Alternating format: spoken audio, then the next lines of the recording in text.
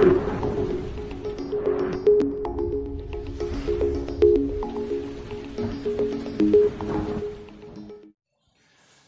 मित्रांनो, good morning, सुप्रभात. The live weather YouTube चॅनलमध्ये तुमचं मनापासून स्वागत आहे. या व्हिडिओमध्ये आपण पाहणार आहोत संपूर्ण आठवड्यात आपल्या महाराष्ट्रामध्ये आपल्याला कसं हवामान पाहायला भेटणार आहे.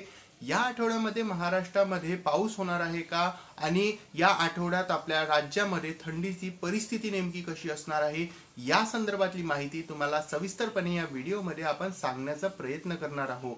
सध्या देशामध्ये कोणते हवामान प्रणाल्या सध्या सक्रिय आपल्याला दिसत आहेत, तसंच येणाऱ्या दिवसांमध्ये कोणत्या जिल्ह्यात पाऊस होण्याची शक्यता दिसत आहे, या संदर्भात सविस्तरपणे माहिती आपण या व्हिडिओमध्ये तुम्हाला संपूर्णपणे जाणून देणार आहोत. तर या व्हिडिओला पूर्ण बघा, आणि जर की तुम्ही चॅनलवर नवीन असाल तर नक्कीच आपल्या या चॅनलला सबस्क्राईब करा आणि शेजारी बेल आयकॉन दाबून ऑलला क्लिक करा. आज सकाळपासूनच राज्यामध्ये काही ठिकाणी धुक्याचे वातावरण पाहायला भेटलेले आहेत, तर काही ठिकाणी तुरळक ठिकाणी आपल्याला ढगाळ वातावरण सुद्धा पाहायला भेटलेलं आहे. सध्या आपण देशातले जर आपण हवामान प्रणाली सांगितले तर उत्तर मध्य महाराष्ट्रामध्ये एक सायक्लॉनिक सर्क्युलेशन बनलेलं आहे, तसंच एक ट्रफ बनलेली आहे इकडे पूर्वी विदर्भापासून तर कर्नाटकाच्या भागापर्यंत ही ट्रफ येत आहे. एक सायक्लॉनिक सर्क्युलेशन इकडे इंडियन ओशन आणि अरबी समुद्राच्या आसपासच्या भागामध्ये आपल्याला दिसत आहे. याचा व्यतिरिक्त देशामध्ये कोणतीही हवामान प्रणाली सक्रिय आपल्याला दिसत नाही आहेत. इकडे जेट विंड्स बनलेले आहेत, म्हणजे वारे हे उत्तर भारत पासून आपल्याला इथे जेट विंड झोन दिसत आहे. दरम्यान 130 ते 140 नॉटच्या स्पीडने ही जेट विंड्स आपल्या उत्तर भारतच्या भागामध्ये आपल्याला दिसत आहेत. आणि या जेट विंड्समुळे उत्तर भारतमध्ये अनेक ठिकाणी धुक्याचे वातावरण आणि थंडीमध्ये वाढ झालेली आहे. आणि येणाऱ्या दिवसामध्ये अशी परिस्थिती आपल्याला कायम दिसणार आहे. उत्तर भारतच्या भागामध्ये कडाक्याची थंडी येणाऱ्या दिवसामध्ये कायम आपल्याला पडताना दिसणार आहे. जर या संपूर्ण आठवड्याभराचा आपल्या राज्याचा हवामान अंदाज तुम्हाला सांगितला तर या आठवड्यात आपल्याला पावसाची परिस्थिती राज्यामध्ये कशी दिसणार आहे या संदर्भात जर आपण न्यूमेरिक डेटा मॉडेल बघितला तर पुढील 24 तासामध्ये राज्यात कुठल्याही प्रकारचा पाऊस होणार नाही आहे अशी शक्यता दिसत आहे.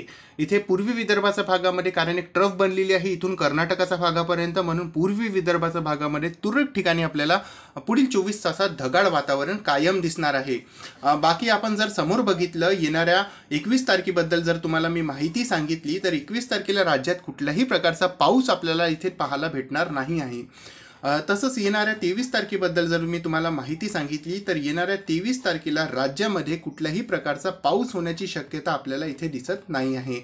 24 तारखेला सुद्धा राज्यात आपल्याला कुठल्याही प्रकारचा पाऊस हा पाहायला भेटणार नाही आहे.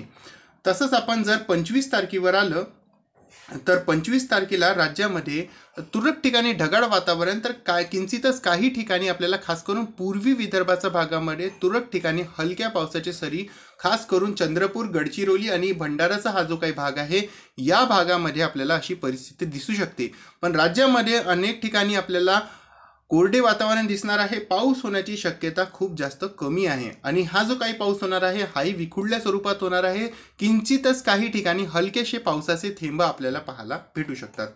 तसंच येणाऱ्या आपल्याला परिस्थितीमध्ये बघितलं तर येणाऱ्या 26 जानेवारीला आपल्या राज्यामध्ये आपल्याला पावसाची शक्यता कमी दिसत आहे. खास करून विदर्भाच्या भागामध्ये या संपूर्ण आठवड्यामध्ये आपल्याला ढगाळ वातावरण पाहायला भेटू शकते. आणि आठवड्याच्या अखेरीचे काही दिवसामध्ये तुरळक ठिकाणी भंडारा, गोंदिया आणि चंद्रपूरचा काही भाग असू शकते आपल्याला पावसाची परिस्थिती, हलकेसे पावसाचे थेंब पाहायला भेटू शकतात. बाकी अन्यथा राज्यामध्ये पावसाची शक्यता खूप जास्त नाही आहे. जर आपण पुढील 24 तासाची थंडीची स्थिती बघितली तर थंडीमध्ये आपल्या राज्यामध्ये कुठल्याही भागामध्ये वाढ होताना न दिसत आहे.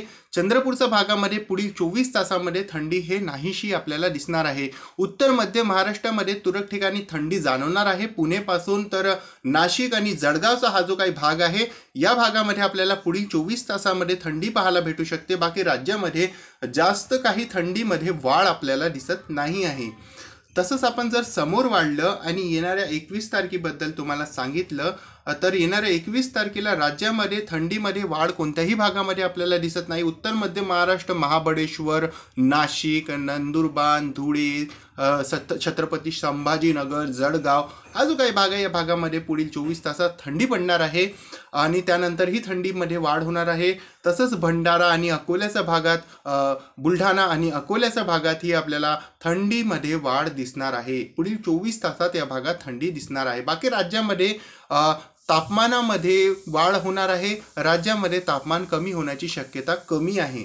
तसंच आपण पाहू शकता उत्तर भारतच्या भागामध्ये जबरदस्त जेट विंडमुळे आपल्याला जबरदस्त थंडी पाहायला भेटणार आहे आणि जबरदस्त धुक्याचे वातावरण आपल्याला उत्तर भारतच्या भागामध्ये दिसणार आहे.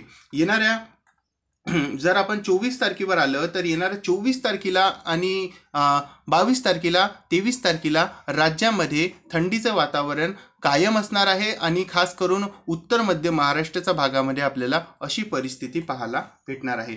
जर आपण समोर वाढलं आणि बघितलं आणखी तर येणाऱ्या 24 तारखेला आणि 23 तारखेला ही अशी परिस्थिती आपल्याला इथे पाहायला भेटत आहे. येणाऱ्या 24 तारखेची परिस्थिती पाहत आहात. त्यानंतर 25 तारखेला राज्यामध्ये हळूहळू आपल्याला थंडीमध्ये वाढ होताना दिसत आहे. आपण पाहू शकता हा न्यूमेरिक डेटा मॉडेल दरम्यान 25 तारखेचा आहे आणि या 25 तारखेला आपण पाहू शकता विदर्भात थंडीमध्ये वाढ होताना आपल्याला दिसत आहे. उत्तर मध्य महाराष्ट्रामध्ये सुद्धा थंडीमध्ये आपल्याला वाढ होताना दिसत आहे इथे. आणि येणाऱ्या 26 जानेवारीला सुद्धा राज्यात आपल्याला थंडी पाहायला भेटणार आहे. एकांतरितच राज्यामध्ये येणाऱ्या 26 जानेवारीपासून थंडी वाढणार आहे. खास करून विदर्भाच्या भागामध्ये एकांतरितच आपल्याला येणाऱ्या 26 जानेवारीपासून थंडीमध्ये वाढ होताना दिसणार आहे. या संपूर्ण आठवड्यात आपल्या राज्यामध्ये पावसाची शक्यता खूप जास्त कमी आहे. येणाऱ्या 25 किंवा 26 तारखेला हलक्या पावसाची शक्यता इकडे भंडारा, गोंदिया आणि गडचिरोलीच्या भागामध्ये होऊ शकते. बाकी पाऊस होण्याची शक्यता संपूर्ण राज्यामध्ये नाही आहे. या संपूर्ण आठवड्यात हवामान प्रामुख्याने कोरडं असणार आहे. तसंच पाऊस होण्याची शक्यता नाही असल्यामुळे राज्यामध्ये आपल्याला थंडीचं वातावरण दिसणार आहे आणि खास करून येणाऱ्या 25 आणि 26 तारखेला विदर्भामध्ये थंडीमध्ये वाढ आपल्याला होताना दिसणार आहे. इकडे नंदुरबार, धुळे, जळगाव, नाशिक, तसंच इकडे छत्रपती संभाजीनगर, अहमदनगर, पुणे आणि बीडचा हा जो काही भाग आहे, जालना, बुलढाणा, अकोला या भागात पुढील 24 तासामध्ये थंडी कायम दिसणार आहे आणि या संपूर्ण आठवड्यात या भागात थंडीचे वातावरण आपल्याला दिसणार आहे. तर सध्याच्या या व्हिडिओमध्ये आणि अपडेटमध्ये बस इतकंच. चॅनलवर जर तुम्ही नवीन असाल तर नक्कीच आपल्या या चॅनलला सबस्क्राईब करा आणि शेजारी बेल आयकॉन दाबून ऑलला क्लिक करा.